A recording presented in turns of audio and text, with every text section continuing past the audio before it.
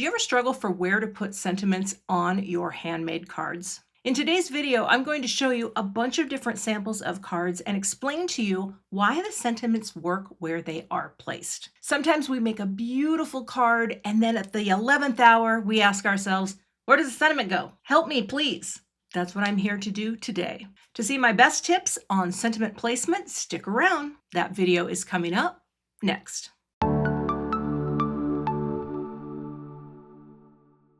For today's video, I'm going to show you a bunch of cards that I have already made over the years. This video is not about how I made each card, but rather to talk about the sentiments and why I placed them where I did. I will have links in the description to videos for all of the cards that I share today if you want more information and to see how they are made. That said, let's dive into exploring sentiment placement. Before I start showing you cards, however, I want to talk about general placement on a given space. Let's imagine this is our 4 1/4 by 5.5 card panel. This can also be 5 by 7. It really can be any size that you are working with. This is a compositional grid called the rule of thirds grid. It is often used in photography to highlight little areas where you can look through your frame and center your subject on any of those intersecting points for prime visual interest. However, it's also a great guide for placing sentiments and designing your cards. For example, I have a few pieces today. Now, these are just generic little, I don't have cards made from them. I have a greeting and I have a stamped image. You could do a card where you stuck something right smack dab in the middle, placed your thanks for everything, and you have a beautiful center-weighted card where it makes sense to put that greeting right in the center. You could also put part of your element off and place your greeting on this lower third. Now, what would be helpful for you to see, and I'm going to bring these out, I have these cropping panels that I use from time to time, and this helps to show you what it would look like with that element cropped in, right? And so this is actually 4 by 5 1/4, so it's a little smaller than the full panel size. But here you can pick a place that makes sense based on the grid. We're going to pop that on the line, and it's going to be in the lower third. Or, for example, what if you have a couple images? And let's say you decide to have one up top. Oh, and look at that. And then you have another one underneath here. Okay, we bring these up and they are both poking into the grid in a way that makes sense. And then you can also say, I'm going to put my greeting at the bottom, although I would actually say in this instance, it might be best to bridge the gap of these two floral images. You could have it down at the bottom as well. So when you're thinking about sentiment placement, this grid is really handy. And actually I like that at the bottom. You could do it at the top too. Maybe I don't like that in the center. But with a grid, and you can print this out for free at home, you can just shift things around, imagine your design, right? And figure out what might be the best placement for your piece. This I don't love because this does not have a connection at all. It just kind of feels like, well, I stuck that there and I stuck that there. But let's say you have this and you frame it that way. You could press it up. I would actually flip that and have just a little more of a physical connection and have that be in the center if you don't want to cover things up. Now, granted, greetings are going to change, and as I bring in the cards that I'm about to show you, keep in mind they're different sizes, they're different stamp sets, but I will talk about why they work. I'll start out with a card that I just recently did and talk about placement. Here I have this little overlay grid that's clear. Again, you can print this out and put it on acetate. But I'm just going to take a magnet on either side and talk about sentiment placement here. Now, I rarely put sentiments at the top, but this is a really prime example of when it would work. Here we are anchored on the upper third line. We are not completely centered here on where these intersect, but Based on how this image flows through these quadrants and this open space here, this was a really prime area to create a dynamic design. Could I have taken this and moved it down and put it in here? Yes, I debated that, but I really liked the placement up here on this intersecting line. Another thing about placement is I am a fan of placing an element, your greeting, so that it has a physical connection to whatever the artwork is that you've created for your card. And that way, nothing feels like it's floating and is an afterthought. Here is another fairly recent card. And as we place this down, I actually did this in a live stream and really talked a lot about this is a particular design formula that I'm a big fan of. But here, again, look at that intersection. We have he's placed right on that line, but our greeting goes right here on this line. Part of it is intersecting with that cross area. And of course, this just sort of was a happy accident that it fits in so nicely. But what this is, it really holds together quite nicely, right? We don't take our thanks and put it off to the side, or we don't put it below. We have a nice connection, again, a physical connection to the artwork that's on our card. Here, you could probably start to see the pattern that is developing. Again, I'm going to bring in my grid, clip and clip. I don't want to smush you. They're very strong magnets. Again, we have our beautiful artwork that was stenciled onto this project, but we are placing that sentiment right in one of those crosshairs. Now it's shifted over a little.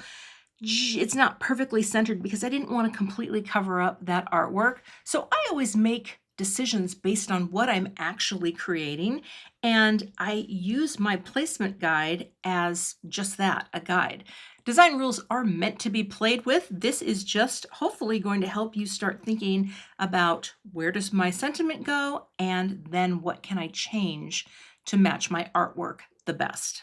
This is a card with so much dimension. Look at that floral and the embossing. It had a lot happening, so I really wanted to make sure that this was really the star, and so the placement of my greeting made sense to support that design. Now, if we overlay, you can see, again, we are close to centering that right on that intersecting line.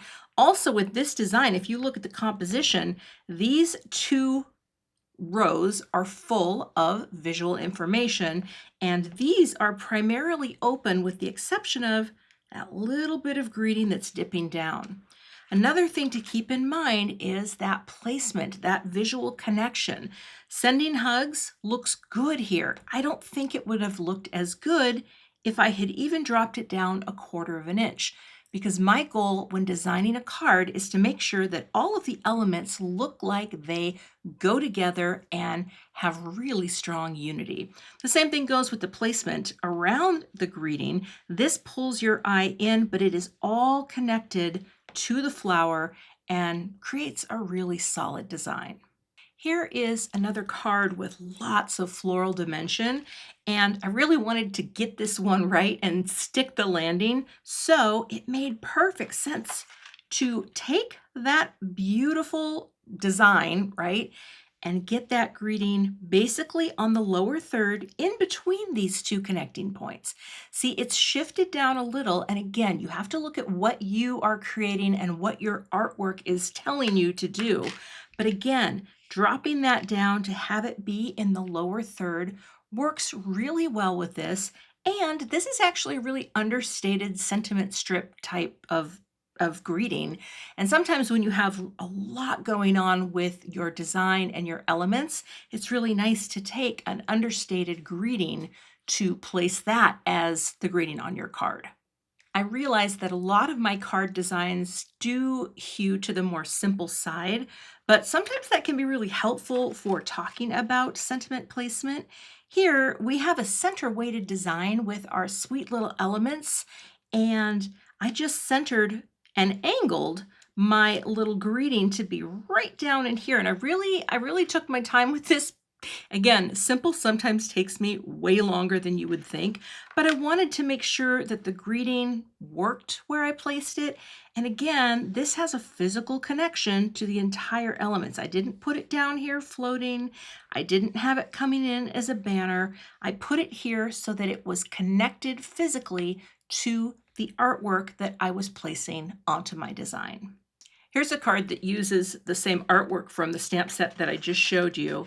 And again, what I have here is I've got a grid design. So if you look at how these pieces come together, the grid itself falls into this sort of quadrant work, but the greeting itself, there was no way to really place it onto any of these intersecting lines.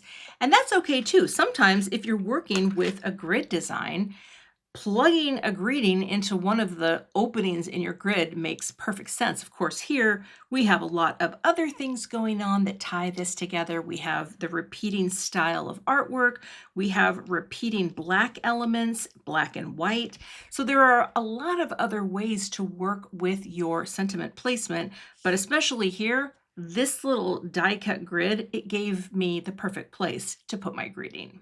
So often when I'm making cards, I do look for a way to center the artwork because a centered image, this is a fun little die cut that I just filled in with different colors of cardstock. A big greeting like that, pushed down together like that, you can't go wrong. You can't go wrong with something like this. But again, this is in that lower quadrant, hanging just under those little connecting points. And this whole thing is contained basically in the center with lots of literal white space surrounding this design. This card incorporated my love of scrapbooking, which I used to do and no longer really do, but I was able to print out a picture and stamp out a frame and a little love our story. But again, it's all about placement, right? So here, the focal image of this card arguably is both of these elements, the greeting and the little framed picture. They really do take up about the same amount of space, but the greeting, it made perfect sense to start it here and drop it down into the lower quadrant. Of course, again, there's repetition happening, right? You've got this really fun wash of, I think I potched that down with like a plastic baggie, and the colors repeat. We have silver repeating, and the black and white works really nice with that little soft pop of color. I will remind you, when it comes to sentiment placement, in my opinion, depending on the artwork, you can never go wrong with smack dab in the center. Centered is such a great way to go. This, it worked really well for because I basically took the same die cut and just mirror imaged it, close to mirror image. Well, I kind of flipped it, so it's reflected symmetry, but that's for another day. Here, we're right in the center. Everything is center weighted, and that is a really simple design and placement for a greeting with any kind of artwork that is going to fill the center of your card. This is a fun card with a travel theme. And here, now this is an example of where I shifted my greeting based on what I was creating. Flying by to say hi is stamped right onto my suitcase in a place that made sense for the design. But as you can see, it's not really lining up with any of this grid per se. It's not on here. It's certainly not up there. But somehow the design still works. So like I said, there are rules, but they're always made to be broken depending on what you are doing. I really wanted this to be up because I didn't want it to compete with the suitcase here, and there wasn't quite enough room to have it breathe nicely down here. So that is why I placed it outside of the grid guide. One thing I definitely do oftentimes is my sentiments tend to go on the bottom. Now, this is a card with some beautiful die cuts, some beautiful embossing, and I left the embossing, or I think the embossing folder itself, had an open area, and I'm like, that is the perfect place for my greeting. Again, if I overlay this, You can see that the greeting starts here and fills this bottom quadrant. But the thing is too, it's nestled behind the artwork really nicely. It has enough room to breathe on either side. That connection to the artwork makes sense, right? There's nothing that's sticking out like a sore thumb. And that is something to think about whether you are stamping your greeting or using a die cut. Again, what is the connection of my greeting to the artwork that I have created for my card? I could show you cards from my stash 6 ways to Sunday that have a greeting in the lower right. It's just something that I love. Here, I have this really cool little masked area that has spatter and a little shine in there. I'm not sure if it's picking up. And then I just made this really pretty little butterfly, but that greeting is stuck right down here. And again, there it is in those bottom quadrants, but it provides this nice little anchor point for this simple artwork. Again, another thing I try to do, and I'm a little off here, is if I'm placing something in the lower corner, my greeting, I want to make sure that I'm mindful of what the margin space is, like at the bottom and the side, and try to keep those equal because that will also make that greeting placement feel more purposeful. Here's another example of you have a cool panel, you've taken your greeting, plunked it right down at the bottom. Now, I definitely try to maintain the same space from side to side and bottom, right? Even that little dip down. I don't look at this part of the letter forms. That's called the baseline. I look at the lowest part of a letter. This is called a descender. Wherever that drops down, that's the space preservation. And that's how I figured out the placement. Now, I could have taken the so and put it in the center. I think that would have been pretty too. I just was like, you know what? We're gonna left align that. But again, that's basically down in the lower quadrant, right over that center there is where it starts. It really doesn't matter if a card is portrait oriented or horizontal. You can always come up with ways to think about your grid and how you place things. Now with this, because I have my little ink smushy background and my simple little flower, I could have placed my greeting there or there, but I just thought I'm going to stamp it right smack dab in the center. Here it just made sense. But I think you could make an argument that down here would have been nice as well. Not so much up here. I feel like this needs room to let that open space breathe. But that's a really simple horizontal card and a really simple stamped placement. I hope this video is helpful to those of you who want to get better at sentiment placement.